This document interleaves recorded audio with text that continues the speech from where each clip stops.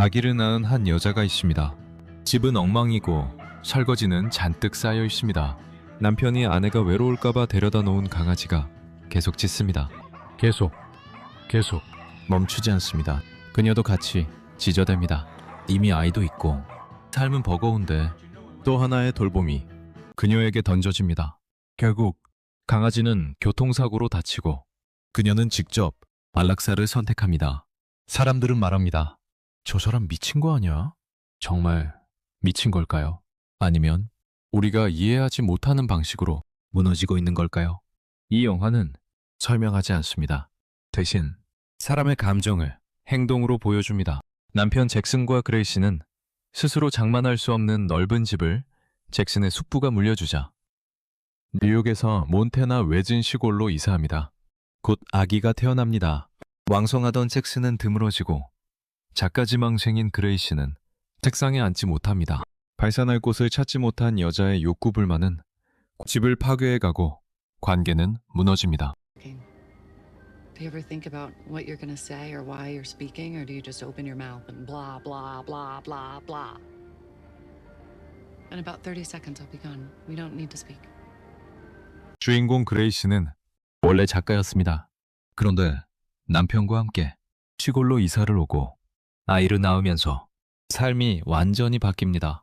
문제는 환경입니다. 외딴 시골이고 아는 사람도 없고 하루 종일 혼자입니다. 그리고 남편은 자주 집을 비웁니다. 이때부터 그녀는 조금씩 무너집니다. 이 영화는 그걸 설명하지 않습니다. 대신 보여줍니다. 그녀는 화장실에 들어갑니다. 아무 말도 없이 샴푸를 바닥에 쏟아붓습니다. 손으로 문지르고 미끄러지고 다시 짜냅니다. 벽을 손톱으로 긁어내립니다. 손의 상처로 붕대가 감겨 있습니다. 멈추지 않습니다. 갑자기 거울을 바라봅니다. 자기 얼굴을 한참 보다가 아무 감정 없이 고개를 기울입니다. 유리문을 향해 몸을 던집니다. 유리로 찔려 한동안 상처 입은 모습으로 지냅니다. 어느 날은 그녀는 속옷을 입은 채로 수영장으로 뛰어듭니다. 술을 마십니다.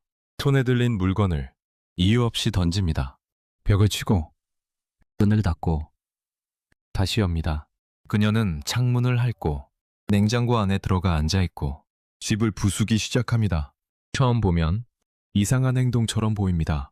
그런데 조금만 생각해보면 이건 이상함이 아니라 버티지 못하는 상태입니다. 이 영화의 핵심은 산후 우울입니다. 하지만 영화는 그걸 병처럼 설명하지 않습니다.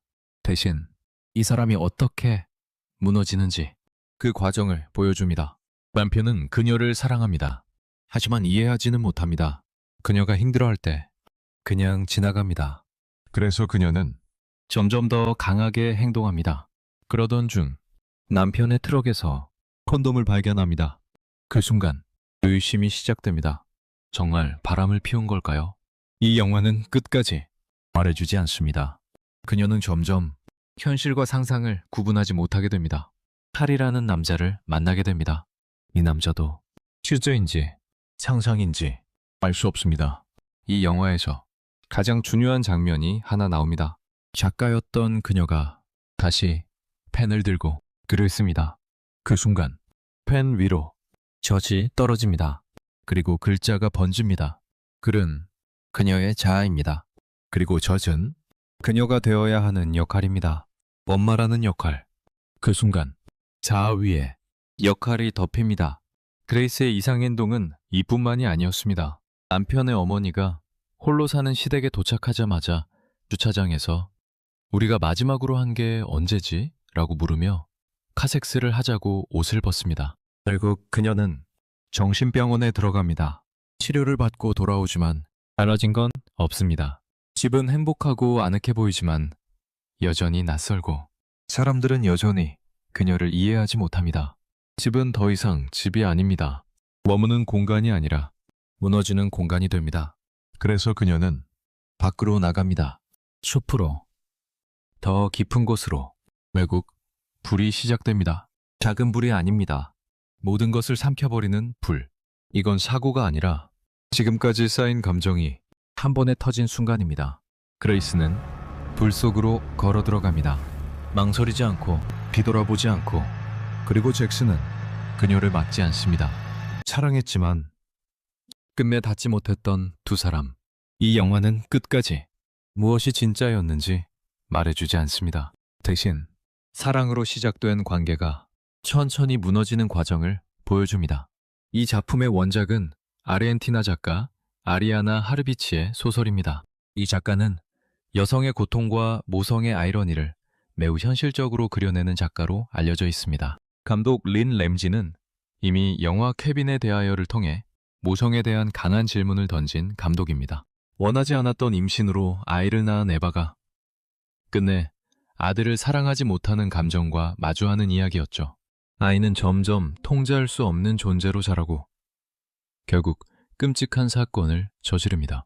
남겨진 엄마는 모든 비난을 감당하며 살아가게 됩니다. 이 영화는 결국 하나의 질문으로 귀결됩니다.